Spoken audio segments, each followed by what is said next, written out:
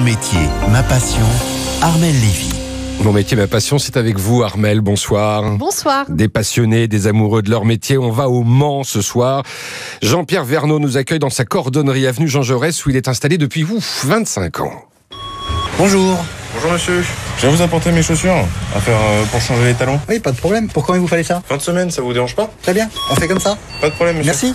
Chez les Verneau, on est cordonnier de père en fils. Jean-Pierre a commencé par aider son papa le soir et pendant les vacances avant de passer son CAP de cordonnier. En attendant qu'il finisse son travail, je commençais déjà à servir les clients, à mettre des fers, à faire des petits travaux comme ça pour l'aider. Et là, ça m'a vraiment plu. C'était au mois d'août et en septembre, je suis rentré en apprentissage. Mais le métier de cordonnier ne cesse d'évoluer. Il ne consiste plus uniquement à réparer des chaussures. Dans les années 70-80, on va dire, c'était de la cordonnerie pure, où il y avait les talons, les semelles, les coutures à la main, enfin toutes ces petites choses-là. En 1980, il y a eu un arrivage massif de chaussures jetables, ce qui était quasiment financièrement pas réparable.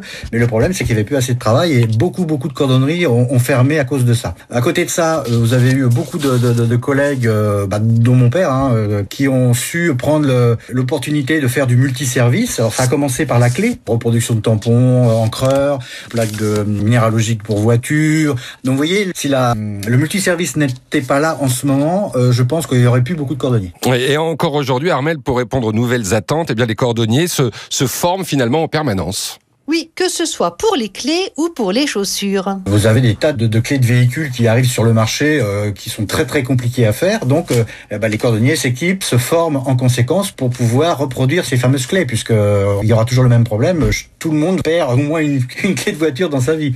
Ensuite, pour la cordonnerie, quand on achète une paire de chaussures, il y a toujours quelque chose qui ne va pas. Soit elles sont trop lourdes, soit elles glissent, soit il y a toujours des petits quelque chose où la couleur ne plaît pas forcément. Il y a des collègues qui font ce qu'on appelle des patines, des dégradés de couleurs qui permettent d'avoir une paire de chaussures, on va dire, exclusive. Il y a surtout aussi de la personnalisation de chaussures. En tout cas, chaque jour, Jean-Pierre obtient de réelles satisfactions. Voir le visage qu'ils ont quand ils récupèrent leurs chaussures, on les a sauvés, quoi. C'est ça. Et c'est très important pour moi personnellement.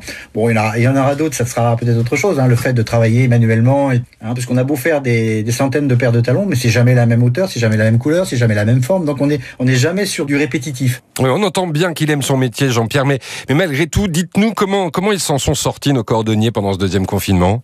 Oula, c'est compliqué. Le mois de novembre représente habituellement 30% de leur chiffre d'affaires annuel. C'est le moment du changement de saison où l'on répare nos chaussures d'hiver. Mais là, ils ont eu moins de clients et comme ils n'étaient pas fermés administrativement, ils n'ont pas obtenu les aides maximum de l'État. Les commerces qui sont fermés, les gens ne marchent plus. À partir du moment où les gens ne marchent plus, ils n'usent plus. S'ils n'usent plus, ils viennent pas réparer leurs chaussures. Donc on a eu une baisse de chiffre d'affaires, mais on va dire pour certains catastrophique.